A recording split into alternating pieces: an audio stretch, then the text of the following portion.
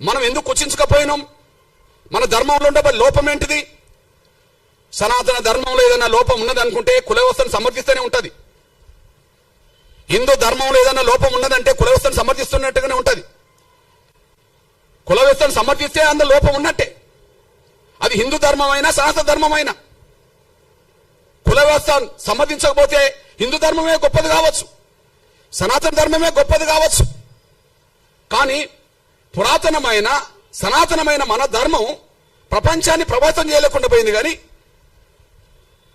ఇస్లాం ధర్మం మాత్రం ప్రపంచాన్ని ప్రభావితం చేస్తున్నది. ఈ దేశంలో మసీదులు లేని ఊరు కనిపిస్తుందా? ఈ దేశంలో చర్చిలు లేని ఊరు కనిపిస్తుందా?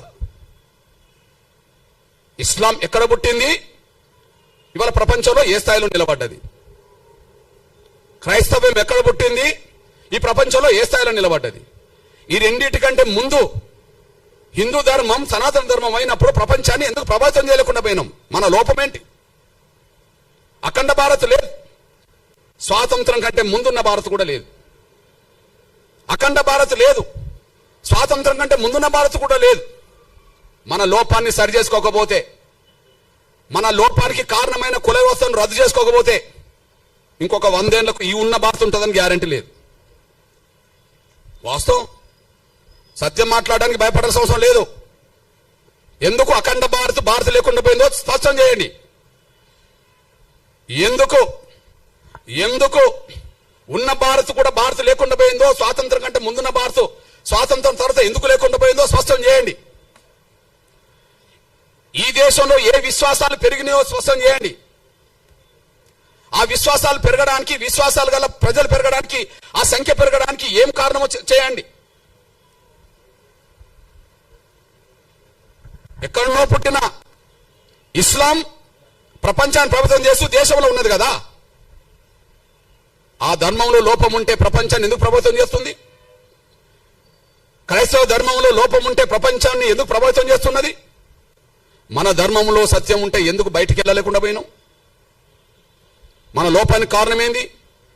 ఈ దేశ వ్యవస్థలో, మన ధర్మంలో కుల వ్యవస్థను ఎప్పుడైతే సమర్థించడం మొదలు పెట్టామో అక్కడి నుంచి ఒక మాయను మచ్చగా, ఈ కుల వ్యవస్థలో అందరూ సమానం కాదనే భావనతో ప్రత్యేకంగా దళితులను మనుషులుగా చూడకుండా వివక్షతగా, అంటరాని వాళ్ళుగా చూడడం వల్ల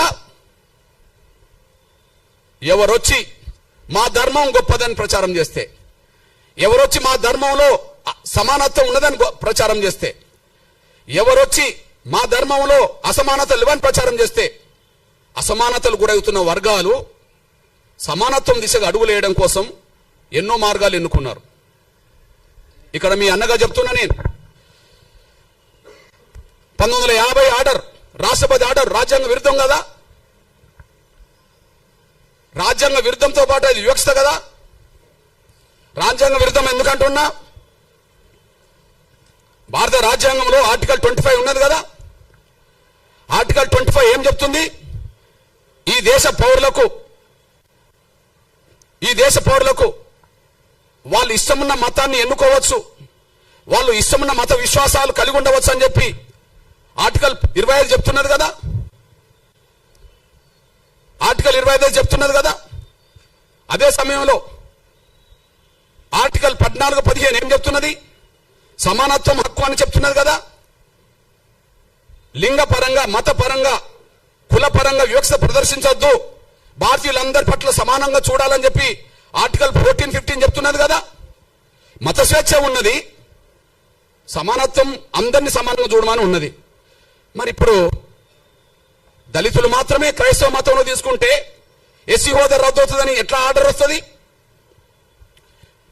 దళితులు మాత్రమే క్రైస్తవ మతం తీసుకుంటే ఎస్సీ హోదా రద్దు అవుతుందని చెప్పి ఎట్లా ఆర్డర్ వస్తుంది? ఆ ఆర్డర్ను సమర్థిస్తూ ఎట్లా తీర్పు వస్తుంది? నేను ఎందుకు ఈ మాట మాట్లాడుతున్నంటే, ఈ దళిత వర్గం నుంచి ఇప్పటికీ భక్తులే. ఈ దళిత వర్గం నుంచి ఎవరన్నా క్రైస్తవ మతంలో చేరుకుంటే ఇప్పటికీ భక్తులే. కానీ క్రైస్తవ మతాన్ని ప్రచారం చేసే పెద్ద పెద్ద మిషనరీ సంస్థలు ఉన్నత వర్గాలు. పెద్ద పెద్ద మిషనరీ సంస్థలు, ఉన్నత వర్గాలు, అందులో బ్రాహ్మణులు ఉన్నారు, అందులో వైశ్యులు ఉన్నారు, అందులో బ్రాహ్మణులు ఉన్నారు. ఇక్కడ తెలుగు నేల మీద కమ్మ వాళ్ళు ఉన్నారు, రెడ్లు ఉన్నారు, కాపులు ఉన్నారు, అందరూ ఉన్నారు. ఇక్కడ కుట్ర జరిగింది. ఆర్డర్ కంటే ముందు కుట్ర జరిగింది. ఈ 1950లో వచ్చిన ఆర్డర్ రాజ్యాంగ విరుద్ధము. ఆర్డర్ వివక్షతో కూడిన ఆర్డర్. అది ఆ వివక్షతో కూడిన ఆర్డర్ రావడానికి కారణం ఏంది? అప్పుడు ఇప్పుడు మత బోధకులు అగ్రకులాలే నా ఆరోపణ. అప్పుడు 100 ఏళ్ల క్రితం చరిత్ర, ఈనాటి చరిత్ర. 100 ఏళ్ల క్రితం చరిత్ర, ఈనాటి చరిత్ర. దళితులను మతం మార్చుకుంటే వాళ్ళ ఎస్సీ హోదా ఇయ్యాలనా వద్దా అని చర్చ జరిగినప్పుడు, వాళ్ళ ఎస్సీ హోదా ఇయ్యాలనా వద్దా అని చర్చ జరిగినప్పుడు, ఈ దేశంలో మేము అందరూ సమానమే, ఈ దేశంలో మేము అందరం సమానమే, మాకు ఎలాంటి ఎస్సీ హోదా వద్దు, మాకు రిజర్వేషన్లు వద్దు అని చెప్పి రాజ్యాంగ సభలో చర్చల్లో పాల్గొన్నది ఈ దేశ క్రైస్తవుల తరపున ఒక దళితుడు లేడు. దళితులు క్రైస్తవులుగా భక్తులుగా మిగిలిపోయినరు. కానీ క్రైస్తవ ప్రచారం చేసింది, క్రైస్తవ మతం సమానత్వంతో కూడుకున్నదని ప్రచారం చేసింది ఎవరన్నా ఉంటే, దేశంలో పేరు గల్ల వాళ్ళు ఎవరన్నా ఉంటే అప్పుడు ఇప్పుడు అగ్రకులాలే. వాళ్ళు మారవచ్చునా? వాళ్ళు మారమని చెప్పవచ్చునా? వాళ్లకు ఈ ఆర్టికల్ ఏదైతే ఈ రాష్ట్రపతి ఇచ్చిన 1950 ఆర్డర్ అయితే వాళ్ళకు వర్తించదా? కుట్ర జరిగింది. రాజ్యాంగం రాయడానికంటే ముందు రాజ్యాంగ సభ చర్చల్లో మైనార్టీల హోదా, అణగారిన వర్గాలకు సంబంధించిన వాళ్ళ మతపరమైన హోదా ఎట్లా ఉండాలని చర్చ జరిగినప్పుడు ఆ చర్చల్లో ఈ దేశ క్రైస్తవ ప్రతినిధులుగా 4 పాల్గొన్నారు. ఈ దేశ క్రైస్తవ ప్రతినిధులుగా 4 పాల్గొన్నారు. ఈ 4లో ఈ కమిటీకి చైర్మనే మీ దృష్టికి తీసుకొస్తున్నా. అల్పసంఖ్యాక వర్గాల సబ్ కమిటీ, అడ్వైజరీ కమిటీ.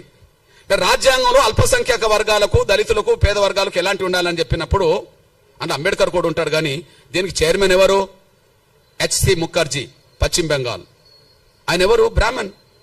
ఎవరి తరఫున పాల్గొన్నాడు? ఈ దేశ భారతీయ క్రైస్తవుల తరఫున పాల్గొన్నాడు.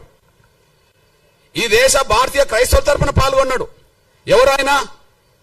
బ్రాహ్మణ్. ఓకే. ఇంకొక ఆయన ఫాదర్ జెరోమ్ డిసోజా, ఈయన పాల్గొన్నాడు. ఈయన అగ్రకుల వ్యక్తే. ఇంకొక ఆయన